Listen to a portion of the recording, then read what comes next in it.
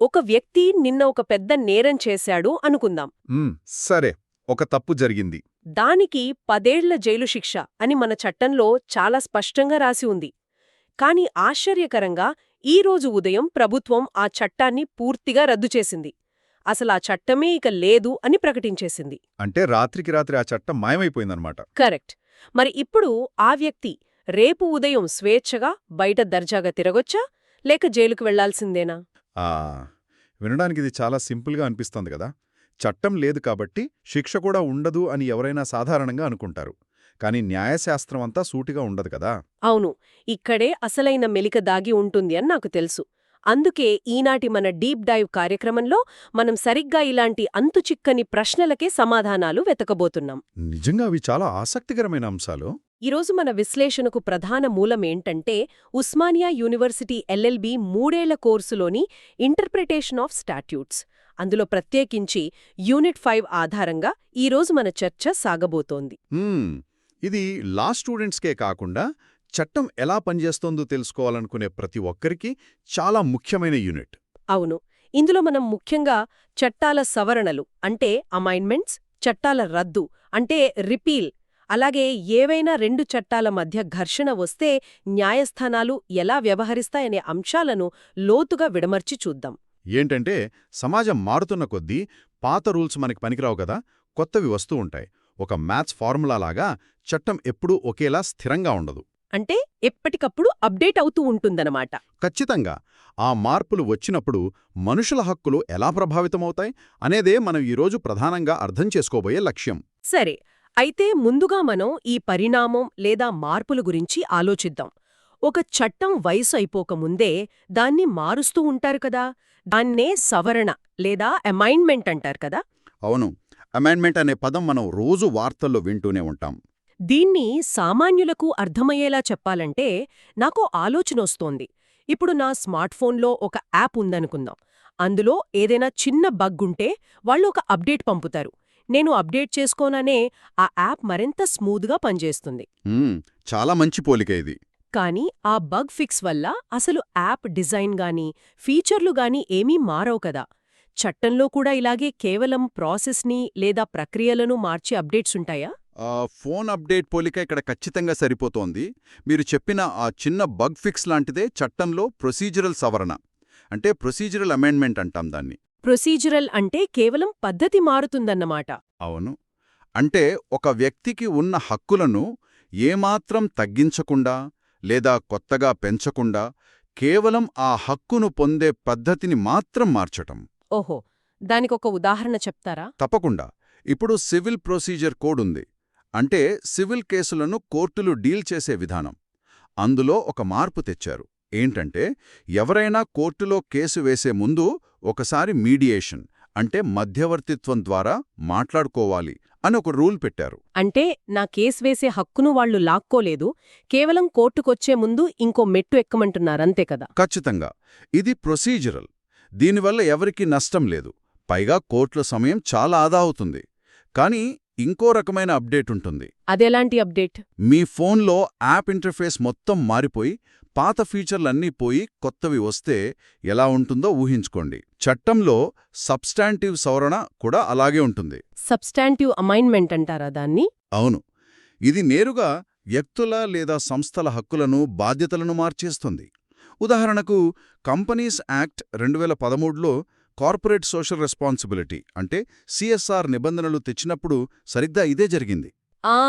CSR గురించి విన్నాను. కంపెనీలు సమాజం కోసం ఖర్చు పెట్టాలి కదా. అవును, కొన్ని పెద్ద కంపెనీలు తమ లాభాల్లో కొంత శాతం తప్పనిసరిగా సామాజిక బాధ్యత కోసం ఖర్చు పెట్టాల్సిందే అని చట్టం చెప్పింది. వాళ్ల ఆర్థిక హక్కుల మీద నేరుగా ప్రభావం పడింది కాబట్టి ఇది సబ్స్టాంటివ్ సవరణ. ఒక్క నిమిషం, ఇక్కడ నాకొక పెద్ద సందేహం వస్తోంది. అడగండి.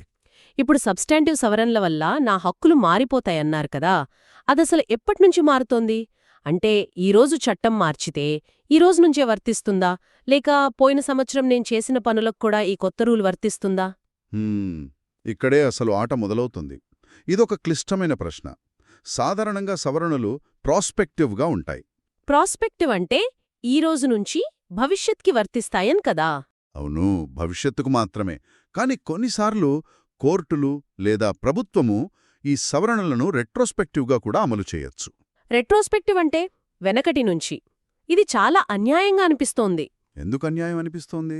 అదేంటి, ఒక ఆట ఆడుతున్నప్పుడు రూల్స్ ఆఫ్ ద గేమ్ మధ్యలో మార్చేసి పాత ఆటకు కూడా అవే రూల్స్ వర్తిస్తాయనడం ఎలా సమంజసం?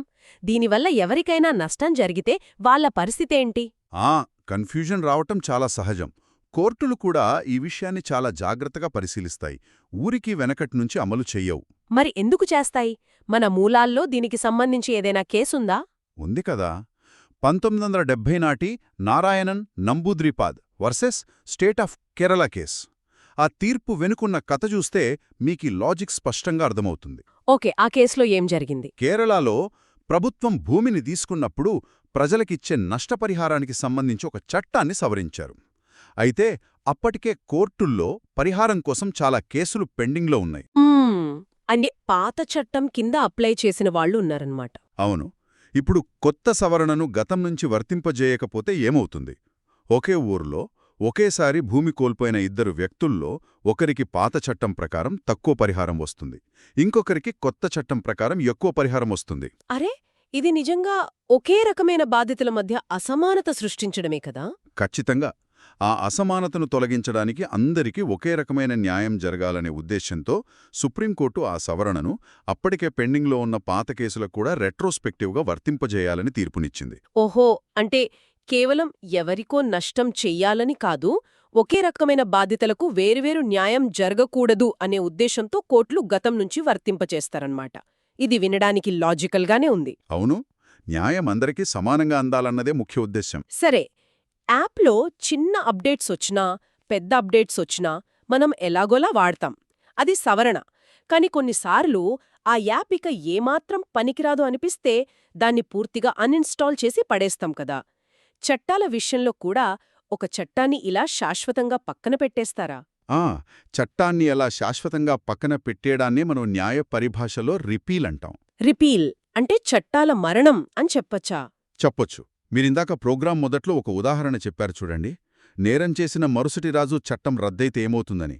దానికి సమాధానం ఇక్కడే దొరుకుతుంది. అయితే ఈ రిపీల్లో ప్రధానంగా 3 రకాలుంటాయి. 3 రకాలా? మొదటిదేంటి?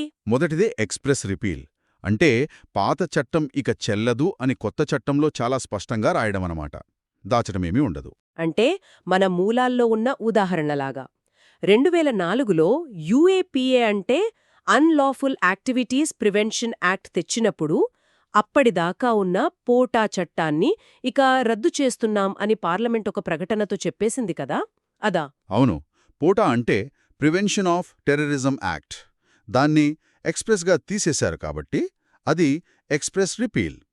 ఇక రెండవది పాక్షిక రద్దు అంటే పార్షియల్ రిపీల్. అంటే సగం మాత్రమే రద్దు చేయడమా? అవును. ఒక పెద్ద చట్టంలోంచి ఒక చిన్న భాగాన్ని మాత్రం తీసేయడం. దీనికొక మంచి ఉదాహరణ చెప్తాను. ఇండియన్ పీనల్ కోడ్ లేదా ఐపీసీలో పరువు నష్టం గురించి చాలా పాత రూల్స్ ఉండేవి కదా. అవును, డిఫమేషన్ అంటారు దాన్ని. కరెక్ట్. కానీ ఇంటర్నెట్ వచ్చాక ఆన్లైన్ పరువు నష్టానికి ఆ పాత రూల్స్ సరిపోలేదు. దాంతో ఐటీ యాక్ట్ 2000 తెచ్చి డిజిటల్ ప్రపంచానికి సంబంధించినంత వరకు పాత ఐపీసీ రూల్స్ని పాక్షికంగా రద్దు చేసి ఆ ప్లేస్లో కొత్తవి పెట్టారు. అర్థమైంది. ఇక్కడి వరకు అంతా క్లియర్గానే ఉంది. ప్రభుత్వం ఒక పేపర్ మీద రాసి పాతది తీసేస్తున్నాం అని చెప్తోంది కాబట్టి ఎలాంటి కన్ఫ్యూజన్ లేదు. కానీ ఒకవేళ వాళ్ళు ఆ ప్రకటన చేయడం మర్చిపోతేనో? మర్చిపోవడమంటే? అంటే పాత చట్టాన్ని రద్దు చేస్తున్నాం అని ఎక్కడా స్పష్టంగా రాయకుండా దానికి పూర్తి వ్యతిరేకంగా ఒక కొత్త చట్టాన్ని పాస్ చేస్తే పరిస్థితేంటి? జడ్జీల ముందు ఒకేసారి 2 విరుద్ధమైన చట్టాలు పెడితే వాళ్లు దేన్ని ఫాలో అవ్వాలి? చాలా మంచి పాయింట్ లాగారు. ఇక్కడే కోర్టులు ఇంప్లైడ్ రిపీల్ అనే కాన్సెప్ట్ వాడతాయి. ఇంప్లైడ్ రిపీల్ అంటే పరోక్షంగా రద్దు చేయడమా? అవును. శాసనసభ పాత చట్టాన్ని తీసేయకపోయినా సరే కొత్త చట్టం పాతదానితో ఏమాత్రం పొంతన లేకుండా దానికి విరుద్ధంగా ఉంటే పాత చట్టం పరోక్షంగా రద్దయిపోయినట్లే కోర్టులు భావిస్తాయి. అంటే పాతది పనికిరాదు అని కోర్టులే డిసైడ్ చేస్తాయి. అవును. 1875 నాటి టెయిలర్ వర్సెస్ టెయిలర్ కేసులో హౌస్ ఆఫ్ లార్డ్స్ చెప్పింది సరిగ్గా ఇదే. 2 చట్టాలను ఒకేసారి అమలు చేయడం అసాధ్యమైనప్పుడు కొత్తగా వచ్చిన చట్టానికే ప్రజల పార్లమెంట్ ఆమోదముందని అదే అమలు చేయాలని తీర్పునిచ్చారు. ఒక రకంగా చెప్పాలంటే ఇది ఎలా ఉన్నారంటే ఇంట్లో ఒకే గోడ మీద 2 గడియారాలుంటే కొత్తగా తెచ్చిన గడియారం చూపించే టైమే కరెక్ట్ అని నమ్మడం లాంటిదనమాట. భలే చెప్పారు. ఖచ్చితంగా అంతే. సరే, ఇప్పుడు మన అసలు కథలోకొద్దాం. నిన్న పాత చట్టం కింద ఒక నేరం జరిగింది. విచారణ జరుగుతుండగా ఈరోజు ఆ చట్టం రద్దయింది. ఇప్పుడా నేరస్తుణ్ణేం చేస్తారు?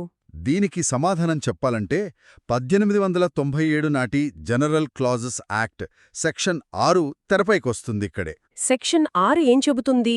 సాధారణ నియమమేమిటంటే ఒక చట్టం రద్దయితే అది అసలు పుట్టనే లేదు, భూమ్మీద ఎప్పుడూ లేదు అన్నట్లుగా భావించాలి అని ఆ సెక్షన్ చెబుతుంది. వెయిట్, చట్టం ఎప్పుడూ లేదు అన్నట్లుగా భావిస్తే ఆ చట్టం కింద అరెస్టైన వాళ్లందర్నీ వదిలేయాలి కదా? మీరెక్కడికొస్తున్నారో నాకర్థమవుతోంది. ఒకప్పుడు ఉమ్మడి ఆంధ్రప్రదేశ్లో మద్యపాన నిషేధం ఉండేది. అప్పుడు ఎవరైనా మద్యమమ్ముతూ పట్టుబడితే వాళ్లమీద కేసుండేది కదా. తర్వాత ఆ చట్టాన్ని రద్దు చేశారు.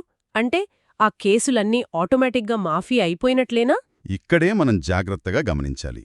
కేసు విచారణ దశలో ఉంటే, అంటే ట్రయల్ ఇంకా పూర్తి కాకపోతే ఆ కేసు ముగిసిపోతుంది, ప్రాసిక్యూషన్ ఆగిపోతుంది, వాళ్లు జైలు నుంచి బయటకొచ్చేస్తారు. హమ్మయ్యా, అంటే వాళ్లకి శిక్ష పడదు. ఎందుకంటే ఉనికిలోనే లేని చట్టం కింద ఒకరిని శిక్షించడం రాజ్యాంగ విరుద్ధం గదా. కానీ ఇక్కడే జనరల్ క్లాజెస్ యాక్ట్ ఒక లాజిక్ చెప్పింది. Gajraj Singh versus state transport appellate tribunal కేసులో సుప్రీంకోర్టు దీన్ని స్పష్టంగా వివరించింది. ఆ కేసులో కోర్టేం చెప్పింది? చట్టం రద్దయినా సరే అప్పటికే తీర్పులు వచ్చేసి శిక్ష అనుభవిస్తున్న వాళ్లను, లేదా పూర్తిగా ముగిసిపోయిన లావాదేవీలను, అంటే పాస్ట్ అండ్ క్లోజ్డ్ ట్రాన్సాక్షన్స్ని మాత్రం ఈ రద్దు సేవ్ చేస్తుంది అని చెప్పింది. వాళ్లకి ఎలాంటి మినహాయింపు ఉండదు. నిజం చెప్పాలంటే ఇది నాకు చాలా వింతగా అనిపిస్తోంది. అసలా లాజిక్ నాకు సింక్ అవ్వడం లేదు. ఎందుకు వింతగా అనిపిస్తోంది? ఇప్పుడు చూడండి, ఒకే తప్పు చేసిన ఇద్దరు వ్యక్తులున్నారు. ఒకడి కేసు ఫాస్ట్ ట్రాక్ కోర్టులో నడిచి పోయిన వారమే 10 ఏళ్ల శిక్ష పడింది. ఇంకోడి కేసు వాయిదాలు పడి ఇంకా నడుస్తోంది. అవును. ఇప్పుడు ఈరోజు చట్టం రద్దయింది కాబట్టి శిక్ష పడినవాడు మాత్రం 10 ఏళ్లు జైల్లో ఉండాలి, ట్రయల్ నడుస్తున్నవాడు దర్జాగా బయట తిరగొచ్చు. ఇది కేవలం అదృష్టం, టైమింగ్ మీద ఆధారపడినట్లు అనిపించడం లేదా? మీరడుగుతున్నది చాలా ధర్మబద్ధమైన ప్రశ్నే. పైకి చూడ్డానికి అది కేవలం అదృష్టంగానే కనిపిస్తోంది. కాని కోర్టులు చూసే కోణం వేరు. ఏంటా కోణం? ఒక కోర్టు తీర్పు ఇచ్చేసింది అంటే ఆ లావాదేవీ ముగిసిపోయింది అని అర్థం. చట్టం రద్దయిన ప్రతిసారీ జైళ్లలో ఉన్న పాత నేరస్తులందరినీ వదిలేస్తూ పోతే న్యాయ వ్యవస్థకు, సమాజానికి మధ్య తీవ్రమైన అశాంతి ఏర్పడుతుంది. అందుకే చట్టం ఉన్నప్పుడు ఏవి ముగిసిపోయాయో వాటిని తిరిగి ముట్టుకోరు. ఓహో, అంటే సమాజంలో ఒక స్థిరత్వం కోసం అలా చేస్తారన్నమాట. అవును. పైగా ప్రభుత్వాలు కూడా ఇలాంటి కన్ఫ్యూజన్ రాకుండా ఉండటానికి ఒక తెలివైన పని చేస్తాయి. ఒక చట్టాన్ని రద్దు చేసేటప్పుడే దాని అడుగున సేవింగ్స్ క్లాజ్ అనే ఒక చిన్న పారాగ్రాఫ్ రాస్తారు. సేవింగ్స్ క్లాజ్ అందులో ఏముంటుంది? అందులో ఈ చట్టాన్ని రద్దు చేస్తున్నాం, కానీ ఈ చట్టం కింద అప్పటికే మొదలైన విచారణలు మాత్రం పాత చట్టం ప్రకారమే కొనసాగుతాయి, ఎవరూ తప్పించుకోవడానికి వీల్లేదు అని స్పష్టంగా రాస్తారు. ఆహా, భలే లాజిక్ ఇది. అంటే ట్రయల్లో ఉన్నవాడు కూడా జైలుకు వెళ్లాల్సిందే అన్నమాట. అయితే ఒకవేళ ఏ మార్పుల్లేకుండా అదే చట్టాన్ని కొత్త పేరుతో మళ్లీ తెస్తేనో? అప్పుడు సెక్షన్ 24 ప్రకారం పాత రూల్స్ అన్నీ యథాతథంగా కంటిన్యూ అవుతాయి అని మన మూలాలు స్పష్టంగా చెబుతున్నాయి. ఇదంతా వింటుంటే చట్టమనేది కేవలం పుస్తకాల్లో రాసిన నిర్జీవమైన అక్షరాలు కాదు, ప్రతిక్షణం సమాజంతో పాటు శ్వాసించే ఒక జీవిలాంటిది అనిపిస్తోంది. దాని వయసు అయిపోతే రద్దయిపోతుంది, అవసరముంటే సవరించబడుతుంది కదా. చాలా చక్కగా చెప్పారు. అంతేకాదు, ఈ లోతైన విశ్లేషణలో మనం చర్చించాల్సిన మరో అత్యంత క్లిష్టమైన మరియు ఆసక్తికరమైన అంశం ఉంది. ఏంటది? ఇంకేం మిగిలింది? ఒకే సమయంలో అమలులో ఉన్న 2 చట్టాల మధ్య యుద్ధం జరిగితే పరిస్థితేంటి? అంటే పార్లమెంట్ చేసిన మాతృచట్టం లేదా పేరెంట్ లెజిస్లేషన్ ఒక మాట చెబుతుంటే, దాని కింద పనిచేసే అధికారులు చేసిన అనుబంధ చట్టం లేదా సబార్డినేట్ లెజిస్లేషన్ ఇంకో మాట చెప్తే కోర్టులు ఎవరి పక్షాన నిలబడతాయి? అరే, ఇక్కడే అసలు చిక్కొస్తుంది. దీన్నర్థం చేసుకోవాలంటే ఇందాక ఆలోచిస్తుంటే నాకొక ఆలోచనొచ్చింది. చెప్పండి. మీ ఉదాహరణలు బాగా కనెక్ట్ అవుతున్నాయి. ఇది ఎలా ఉందంటే, ఒక పెద్ద ఐటీ కంపెనీలో సీఈఓ ఒక బ్రాడ్ పాలసీ తయారుచేస్తాడు. మన కంపెనీలో అందరూ ప్రొడక్టివ్గా పనిచెయ్యాలి అని. దాన్ని బేస్ చేసుకుని కింద ఉండే బ్రాంచ్ మేనేజర్ తన బ్రాంచ్ వరకు కొన్ని స్పెసిఫిక్ రూల్స్ రాసుకుంటాడు. సాధారణంగా జరిగేదే ఇది. కానీ ఒకవేళ ఆ మేనేజర్ ఓవర్ యాక్షన్ చేసి అందరూ రోజుకి 18 గంటలు పనిచేయాల్సిందే, వీకెండ్స్ కూడా సెలవులేదు అని తన సొంత రూల్స్ పాస్ చేస్తే అప్పుడు అది సీఈఓ ఉద్దేశ్యానికే వ్యతిరేకమవుతుంది కదా. చట్టాల విషయంలో కూడా ఈ అధికారులు ఇలా పరిధి దాటి ప్రవర్తిస్తారా? ఆ బ్రాంచ్ మేనేజర్ ఓవర్ యాక్షన్నే మనం న్యాయ పరిభాషలో అల్ట్రా వైరస్ అంటాం. అల్ట్రావైరస్ వినడానికేదో సైన్స్ ఫిక్షన్ పదంలాగా ఉంది. అవును, అల్ట్రా వైరస్ అంటే తమకు ఉన్న అధికార పరిధిని మించి ప్రవర్తించడం. మన దేశంలో పార్లమెంట్ ప్రతి చిన్న రూల్ స్వయంగా కూర్చొని రాయలేదు కదా. రాయలేదు, వాళ్లకంత టైం ఉండదు. అందుకే మోటార్ వెహికల్స్ యాక్ట్ 1988 లాంటి ఒక మాతృచట్టాన్ని పాస్ చేసి దాన్ని అమలు చేయడానికి దేశవ్యాప్తంగా డీటెయిల్డ్ రూల్స్ రాసే అధికారాన్ని ఎగ్జిక్యూటివ్కు, అంటే ప్రభుత్వ అధికారులకు ఇస్తుంది. వాళ్లు తయారు చేసేవే ఈ అనుబంధ రూల్స్. దీన్నే సబార్డినేట్ లెజిస్లేషన్ అంటారా? అవును. ఇందులో 5 రకాలుంటాయి తెలుసా? కొలోనియల్, జ్యుడిషియల్, ఎగ్జిక్యూటివ్, ఆటోనమస్ మరియు మున్సిపల్. ఇవన్నీ అనుబంధ చట్టాలే. ఒకవేళ మాతృచట్టం ఎంతవరకు అధికారమిచ్చిందో ఆ గీత దాటి అనుబంధ చట్టం ఏదైనా రూల్ చేస్తే కోర్టులు ఆ రూల్ని వెంటనే కొట్టిపారేస్తాయి. అంటే సీఈఓ మాటే ఫైనల్ అన్నమాట. ఖచ్చితంగా. ఇక్కడ ప్రిన్సిపల్ ఆఫ్ సూప్రమసీ పనిచేస్తుంది. మాతృచట్టాందే ఎప్పుడూ పైచేయి. మీ ఉదాహరణలో ఆఖరికి సీఈఓ మాటే నెగ్గినట్టు. అయితే కోర్టులు కేవలం రూల్స్ విరుద్ధంగా ఉన్నాయని మాత్రమే కొట్టివేస్తాయా, లేక విధానం అంటే ప్రొసీజర్ ఫాలో అవ్వకపోయినా కొట్టివేస్తాయా? ప్రొసీజర్ ఫాలో అవ్వకపోయినా కొట్టివేస్తాయి. దానికొక అద్భుతమైన కేసుంది. మన మూలాల్లో ఉన్నాలో Banwari Lal versus state of Bihar కేసేనా? ఆ 1961 నాటి కేసు. అవును. ఆ కేసు చూస్తే ఈ అధికారులు కొన్నిసార్లెంత నిర్లక్ష్యంగా వ్యవహరిస్తారో అర్థమవుతోంది. అసలు ఆ కేసులో ప్రభుత్వం ఏం చేసింది? మైన్స్ యాక్ట్ 1952 అనేది ఒక మాతృచట్టం. గనుల్లో పనిచేసే కార్మికుల భద్రత కోసం ఎవరైనా కొత్త రూల్స్ తీసుకురావాలి అంటే ప్రభుత్వం ఖచ్చితంగా మైనింగ్ బోర్డుతో చర్చలు జరపాలి అని ఆ చట్టంలో స్పష్టంగా రాసి ఉంది. మైనింగ్ బోర్డుతో ఎందుకు చర్చించాలి? ఎందుకంటే ఆ బోర్డులో నిపుణులుంటారు, వాళ్ళకి గ్రౌండ్ రియాలిటీ బాగా తెలుసు కాబట్టి. కానీ ప్రభుత్వం ఏం చేసింది? ఆ బోర్డ్ని ఏ మాత్రం సంప్రదించకుండా తనకిష్టమొచ్చినట్లు కొన్ని అనుబంధ రూల్స్ తయారు చేసేసింది. అంటే మాతృచట్టం చెప్పిన కనీస ప్రొసీజర్ని కూడా అధికారులు ఫాలో అవ్వలేదన్నమాట. ఇది ఏ రకంగా చూసినా అధికార దుర్వినియోగమే. అందుకే సుప్రీంకోర్టు ఆ రూల్స్ని చూసి, మీరు మాతృచట్టం నిర్దేశించిన విధానాన్ని ఉల్లంఘించారు కాబట్టి మీ రూల్స్ అల్ట్రా వైరస్, ఇవి చెల్లవు అని మొహంగానే చెప్పేసింది. అధికార దుర్వినియోగాన్ని అడ్డుకోవడానికి కోర్టులు వాడే బ్రహ్మాస్త్రమిది. ఈ అధికారుల పనితీరు చూస్తుంటే నాకు Delhi transport undertaking versus BBL Hazari case కూడా గుర్తొస్తోంది. ఆ 1972 కేసు. అందులో కూడా ఇలాంటి డ్రామానే జరిగింది. అవును. అందులో నియామక అధికారాన్ని, అంటే ఉద్యోగాలిచ్చే అధికారాన్ని జనరల్ మేనేజర్కి మాతృచట్టం ఇస్తే ఆయన దాన్ని తన కింద ఉండే అసిస్టెంట్కి డెలిగేట్ చేయడానికి తన సొంత రూల్స్ రాసుకున్నాడు కదా. కరెక్ట్. పార్లమెంటు ఒకడికి పవర్ ఇస్తే వాడింకొకటికి ట్రాన్స్ఫర్ చేయడం కుదరదు కదా. అందుకే కోర్టు ఆ రూల్ని కూడా తీసి పక్కన పెట్టింది. ఇంకో కేసు కూడా ఉంది కదా మన సోర్సెస్లో, Ram Prasad versus state of UP. అవును, 1952 నాటిది. అందులో పంచాయతీరాజ్ మాతృచట్టం చెప్పిన కోరం, అంటే సభ్యుల సంఖ్యకి విరుద్ధంగా అనుబంధ రూల్సుంటే కోర్టు వాటిని చెల్లవని చెప్పింది. ఇదంతా ఎందుకు జరుగుతుంది? కోర్టులు ఎందుకు ఇంత స్ట్రిక్ట్గా ఉంటాయి? ఎందుకంటే కోర్టులు ఎప్పుడూ చట్టసభల ఉద్దేశ్యాన్ని, అంటే లెజిస్లేటివ్ ఇంటెంట్ని కాపాడటానికి చూస్తాయి. ప్రజలచేత ఎన్నుకోబడిన పార్లమెంట్ ఒక ఉద్దేశ్యంతో చట్టం చేస్తే ఎవరెవరో అధికారులు ఆ ఉద్దేశ్యాన్ని పక్కదారి పట్టించకూడదు అన్నదే ఇక్కడ ప్రధాన లక్ష్యం. కానీ ఏ చిన్న తేడా వచ్చినా కోర్టులు వెంటనే ఈ అనుబంధ రూల్స్ని కొట్టిపారేస్తాయా? అసలు ఈ రెండింటినీ కలిపి చదవడానికి లేదా సమన్వయం చేయడానికి ఏమాత్రం ప్రయత్నించవా? అరే, కోర్టుల మొదటి ప్రయత్నం ఎప్పుడూ ఆ రూల్స్ని కొట్టివేయడం కాదు, వాటిని ఎలాగైనా రక్షించడానికే చూస్తాయి. ఓహో, రక్షించడానికి చూస్తాయా? దాన్నేమంటారు? దాన్నే హార్మోనియస్ కన్స్ట్రక్షన్ అంటారు. మాతృచట్టాన్ని, అనుబంధ చట్టాన్ని పక్కపక్కన పెట్టి రెండింటికీ ఇబ్బంది లేకుండా ఒక అర్థం తీయడానికి కోర్టులు తమ శాయశక్తులా ప్రయత్నిస్తాయి. మరి ఈ అల్ట్రావైరస్ ఎప్పుడు వాడతాయి? ఎప్పుడైతే ఆ రెండింటి మధ్య పూర్తి విరుద్ధత కనిపిస్తుందో అప్పుడే. ఉదాహరణకు ఆర్ వర్సెస్ ప్రిన్స్ కేసుంది, 1875 నాటిది. మాతృచట్టమేమో 14 ఏళ్లు అని చెబుతుంది, ఇంకో రూలేమో 16 ఏళ్లు అంటుంది.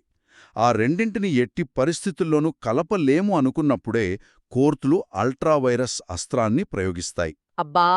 ఈ చర్చను ముగించే ముందు ఒక్కసారి వెనక్కి తిరిగి చూసుకుంటే చట్టాల పరిణామక్రమం ఎంత అద్భుతంగా ఉంటుందో అర్థమవుతుంది కదా. అవును, చాలా విశాలమైన సబ్జెక్ట్ ఇది. పాత హక్కులను మారుస్తూ వచ్చే సవరణలు లేదా అమెండ్మెంట్స్ మన ఫోన్ యాప్ అప్డేట్స్ లాగా ఎలా పనిచేస్తాయో చూశాం. చట్టం పూర్తిగా పనికిరానప్పుడు వాటిని తుడిచిపెట్టే రిపీల్ ప్రక్రియ, అందులో దాగున్న ఇంప్లాయిడ్ రిపీల్ పజిల్స్ని కూడా విప్పుకున్నాం. అలాగే చివరిగా చట్టాల మధ్య యుద్ధం వస్తే మాతృచట్టం తన సుప్రమసీని ఎలా నిలబెట్టుకుంటుందో ఈ అల్ట్రావైరస్ కాన్సెప్ట్ ద్వారా విశ్లేషించాం. అవును, ఈ 3 మూలస్తంభాలే ఇంటర్ప్రిటేషన్ ఆఫ్ స్టాట్యూట్స్కు ప్రాణం లాంటివి కదా. ఖచ్చితంగా. ఒక న్యాయమూర్తి లేదా న్యాయవాది చట్టాన్ని చదివేటప్పుడు ఎప్పుడూ ఈ లెన్స్ నుంచే చూస్తాడు. అప్పుడే సమాజానికి సరైన న్యాయం అందుతుంది. మనందరికి ఈరోజు ఒక విషయం స్పష్టంగా అర్థమైంది. చట్టం అంటే పేపర్ మీద రాసిన కొన్ని అక్షరాలు కాదు. అది కాలంతో పాటు మారుతూ, పాత వాటిని వదిలేస్తూ, కొత్త వివాదాలను పరిష్కరిస్తూ ముందుకు సాగే ఒక నిరంతర ప్రవాహం. చాలా చక్కటి ముగింపు ఇది. అయితే ఈ డీప్ డైవ్ ముగించే ముందు శ్రోతలకి చివరగా ఒక ఆలోచన వదిలేయాలనుకుంటున్నాను. సమాజం, టెక్నాలజీ ఇంత వేగంగా మారుతున్న ఈ కాలంలో ప్రతిరోజూ వేలాది కొత్త నిబంధనలొస్తున్నాయి కదా. వస్తూనే ఉన్నాయి. భవిష్యత్తులో ఈ రూల్స్ వల్ల ఏర్పడే పరోక్ష రద్దులను, అంటే ఇంప్లాయిడ్ రిపీల్ని, లేదా మాతృ మరియు అనుబంధ చట్టాల మధ్య వచ్చే అత్యంత సంక్లిష్టమైన ఘర్షణలను గుర్తించటం మనుష్యుల వల్ల కానంత కష్టంగా మారితే పరిస్థితేంటి? అదొక పెద్ద సవాలే. కేవలం కోర్టుల్లో చట్టాల మధ్య ఉన్న ఈ వైరుధ్యాలను పరిష్కరించడానికి, ఏది సరైనదో తేల్చడానికి మాత్రమే మనం ఆర్టిఫిషియల్ ఇంటెలిజెన్స్ అంటే కృత్రిమ మేధస్సుకి న్యాయపరమైన అధికారం ఇవ్వాల్సిన పరిస్థితి వస్తుందా? కోర్టుల్లో మనుషుల కంటే అల్గారిథమ్స్ ఈ అల్ట్రావైరస్ని మరింత ఖచ్చితంగా పసిగట్టగలవా? దీని గురించి ఒక్కసారి ఆలోచించండి. మళ్ళీ మరొక డీప్ డైవ్లో కలుద్దాం.